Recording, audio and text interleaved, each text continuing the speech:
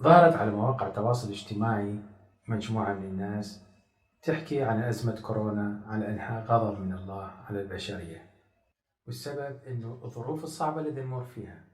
كلهم قالوا هذا غضب الله علينا لأجل فسادنا، لأجل إحنا عايشين بالخطية، وكنا حتى نتوب عن خطايانا ونرجع إلى الله. أنا أتفق على أن العالم دا يزيد فساد، أنا أتفق على أن العالم دا يعيش الخطية، دا يعيش أظلم وقت دا يمر به العالم، وأزمة كورونا واحدة من عندهم، لكن ما أتفق معهم أنه هذا غضب الله. عندي سؤال لك، ليش فاهم أن الكورونا هي غضب من الله؟ أشوفكم بعد الفاصل.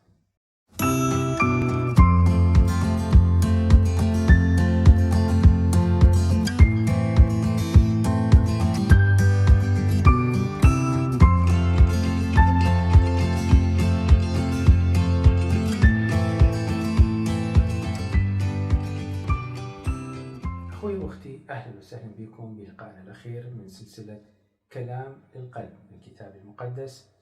واليوم حكايتنا مثل ما قلنا عن الناس اللي فاهمة أنه الكورونا هي غضب من الله بسبب الأزمة اللي نمر فيها، بسبب الظروف الصعبة اللي نمر فيها. ناس كونت هذا الفكر، طلعوا على وسائل التواصل الاجتماعي وكتبوا بوستات وحطوا فيديوهات وحطوا عظات على أنه غضب الله نازل علينا حتى يوقظنا ونتوب. مثل ما قلت بالمقدمة أنه أنا أتفق معهم، إحنا دا نعيش أصعب أيام مرت على البشرية، وكنا دا نعيش الظلم والخطية، وكنا بحاجة إلى التوبة، لأن الله يأمر بالتوبة متغاضيا عن أزمنة الجهل، لأنه بدون التوبة ما راح نقدر نكون في محضر الله، وبدون توبة راح نكون إحنا عايشين في الخطية، والخطية اللي تفصلنا عن إلهنا وعن محضره وعن محبته. فلو كان الله يريد يزيد علينا الأمراض أو يزيد علينا الوباء حتى نتوب، كان لازم يوم اللي صلبوا يسوع المسيح ابنه كان نزل بالبشرية أقصى عقاب، أقصى وباء، حتى يبيد البشرية من على وجه الأرض، لكن ما سوى هذا الشيء. هذا اللي أريد أوصل لك خلال رسالة اليوم، تصرف الله تجاه عملنا الرديء. كل فترة يمر بها العالم تطلع أزمات، تطلع أوبئة، تطلع أمراض، مثل ما القرون الماضية شهدت عن طاعون الأسود اللي قتل الملايين، مثل ما شهدت العالم بالأوقات الحاضرة السارس وإنفلونزا الطيور والخنازير، وشهدت أيضا انهيار اقتصادي في كل العالم، أزمة اقتصادية مرت بكل العالم.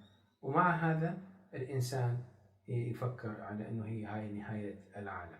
إذا قلت لك أنه هذا الوقت اللي يمر به العالم في أزمات هو وقت مبارك، راح تقول شلون يكون مبارك وسط هالأزمة وهذا الشيء السلبي وهذا الموت اللي يحيط بينا من كل النواحي؟ نعم، هي وقت مقدس جدا على أن نعيد حساباتنا ونعيد علاقاتنا ونتوب ونرجع إلى محبة الله ونرجع إلى أحضانه من جديد، لأنه هو فاتح ذراعاته وصابر علينا سنين وسنين حتى نرجع له، وهو ما يعاملنا مثل ما احنا نتعامل وياه، لأنه الكتاب يقول عنه هو أمين ويظل أمين إلى النهاية، لأنه محبة أبدية أحبنا، لهذا أدام لنا الرحمة. فلو كانت أزمة كورونا هي غضب الله حتى نصحى ونتوب، مع أنه هو يسمح بها حتى فعلا نريد نتوب، لكن لو كان هذا أمر غضب حتى نتوب، إيش راح يصير إذا أزمة كورونا انتهت وشافوا لها لقاح وشافوا لها علاج؟ نرجع إلى خطايانا من جديد؟ لو شو نسوي؟ الأزمات موجودة، والأزمات على مر التاريخ موجودة، الحروب موجودة، الأوبئة موجودة، لكن للأسف راح تتزايد وتتزايد تتزايد، لأن العالم دا يتجه إلى الشر أكثر مما يتجه إلى محبة الله وخلاص الله اللي أعده للبشرية من سنين ومن آلاف السنين حتى يرجع إلى أحضانه من جديد. الكتاب المقدس كان عنده رأي ثاني عن هذا الرأي اللي احنا فاهمينه. تعالوا نقرأ هذا النص حتى نشوف جواب الله لهاي الأزمة اللي صارت والناس اللي قابلوه بالشر كيف هو قابلهم بمحبته. خلينا نقرأ النص من إنجيل متى إصحاح 21. تعالوا نقرأ النص. اسمعوا مثلا آخر، كان إنسان رب بيت غرس كرما وأحاط بسياج وحفر في معصرة وبنى برجا وسلمه إلى الكرامين وسافر، ولما قرب وقت الإثمار أرسل عبيده إلى الكرامين ليأخذ أثماره، فأخذ الكرامون عبيده وجلدوا بعضا وقتلوا بعضا ورجموا بعضا، ثم أرسل أيضا عبيد آخرين أكثر من الأولين وفعل بهم كذلك. فأخيرا أرسل إليهم ابنه قائلا: يهابون ابني. وأما الكرامون فلما رأوا الابن قالوا فيما بينهم: هذا هو الوارث، هلما نقتله ونأخذ ميراثه. فأخذوه وأخرجوه خارج الكرم وقتلوه. فمتى جاء صاحب الكرم ماذا يفعل بأولئك الكرامين؟ قالوا له: أولئك الأردياء يهلكهم هلاكا رديا، ويسلم الكرم إلى الكرامين آخرين يعطونه الإثمار في أوقاتها. قال لهم يسوع: أما قرأتم قط في الكتب الحجر الذي رفضه البناؤون هو قد صار رأس الزاوية، من قبل الرب كان هذا وهو عجيب في أعيننا. آمين. تشوف بحسب النص قابلوا عبيدة اللي هم الأنبياء، وأرسل عبيد أكثر اللي هم الأنبياء أكثر لشعبه، لأنه الكرام الأصلي هو الله، والكرمة هو شعبه، والأثمار هو ثمار الحياة الأبدية أو ملكوت السماوات. قابلوا كل الأنبياء وقابلوهم بالرجم، قابلوهم بالضرب بالطرد وبالقتل. آخر شيء قتلوا ابن الكرام، قالوا هذا هو الوارث خلينا نقتله. الرد الطبيعي اللي هم ردوا عليه إنه المفروض يهلكهم، يرسل جيش ويهلكهم وياخذ الكرم منهم ويعطيه للناس ثانيين يسوون الأثمار. لكن الكتاب ده يقول 3 مرات أرسل عبيده، وآخرها أرسل ابنه، لكن ما أرسل وباء ولا أرسل كورونا ولا أرسل جيوش حتى يدمرهم، لأنه هذا ده يثبت محبة الله إيش قد عظيمة للإنسان، إنه أنت تقابله بالإساءة هو يظل يقابلك بالمحبة فاتح ذراعيه، لأنه هو دا يريد إنه جميع الناس يخلصون وإلى معرفة الحق يقبلون.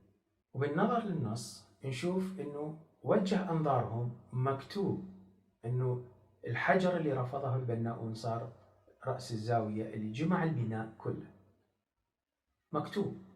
يوجه أنظارنا يسوع المسيح إلى المكتوب اللي هو الكتاب المقدس. ده يريدنا نرجع للكتاب المقدس، لأن كلمة الله المرسلة لنا هي في الكتاب المقدس، وكلمة الله هي يسوع المسيح اللي تجسد وصار بيناتنا وسماه الكتاب، لذلك يدعى اسمه عمانوئيل، أي الله معنا اللي عاش في وسطنا. كم مرة الله يرسل لنا كلمته وإحنا بخطايانا نرفض ونقتل الكلمة ونبتعد عنها، كأنما تصرفاتنا تشبه تصرفات الكرامين اللي جلدوا وضربوا وقتلوا، آخر شيء قتلوا ابن الله. راح تقول أنا مو مثلهم، نعم، لكن الخطية اللي تفعلها كل يوم وابتعادك عن الكلمة المقدسة، ابتعادك عن محضر الله ومحبته هو يشبه هذا التصرف. في حياتك إذا تريد تبنيها، أنت تبنيها على حجر الزاوية اللي هو يسوع المسيح، اللي كل شيء راح يكون على أحسن صورة وأحسن حياة راح تعيشها، مثل ما هو قال: أتيت لتكون لهم حياة ليكون لهم أفضل. إذا كان سلامك واتكالك على المال، الفترة اللي مرت البنوك كلها قفلت وفلوسك كانت داخل البنوك وما قدرت تسوي شيء ولا قدرت تستفاد منها. وإذا كان اتكالك على التجارة والمشتريات، الاقتصاد انهار والتجارة وقفت بين الدول والحدود انقفلت وكل شيء قاعد بمكانه وما صار شيء مثل ما كنت أنت متوقع أو أنت مخطط له. إذا كان اتكالك على الصحة مهددة في أي لحظة بفيروس خطير جدا ممكن يؤدي إلى الهلاك أو الموت. اتكالك على شنو بحياتك؟ الكتاب ده يقول الحجر الذي رفضه البناؤون، وأنا أقول الحجر اللي ترفضه بحياتك هو أساس بناء حياتك. تعال إلى محبة الله، تعال واسمع شو يقول لك الكتاب المقدس وسط هذا الوباء الخطير. ونحن نعلم أن كل الأشياء تعمل معا للخير للذين يحبون الله المدعوين حسب قصده. يا رب، يعني كيف كل الأشياء تعمل معا للخير؟ في وسط الأزمة، في وسط الضيق، في وسط الإعاقات اللي تمر بحياتك، كل إعاقة الله يسمح بها بحياتنا حتى نتجاوزها واتكالنا عليه. نخترقها واتكالنا عليه. لكن إذا كان التصرف الإنساني البحت، لما تجي الأزمة، لما تجي الأمور، يلتف حواليها، لأنه هاي الطرق إلى أسهل ومعروفة إلى وشيء ملموس. الكتاب ده يقول: ونحن نعلم أن كل الأشياء تعمل معا للخير. ليش يا رب كل الأشياء تعمل معا للخير؟ يقول الكتاب: لكي يكونوا مشابهين لصورة ابنه. الله يريد نكون مشابهين لصورة يسوع المسيح وسط الأزمان. نعم، حتى في زمن المسيح كان في أزمات، مثل مرض البرص اللي كان منتشر، لكن الكل كان يلجؤون إلى الشفاء. وهذا هو وقت أنه نشفي أرواحنا، نشفي نفوسنا، نشفيها أمام إلهنا الحي اللي هو قال: أريد رحمة لا ذبيحة.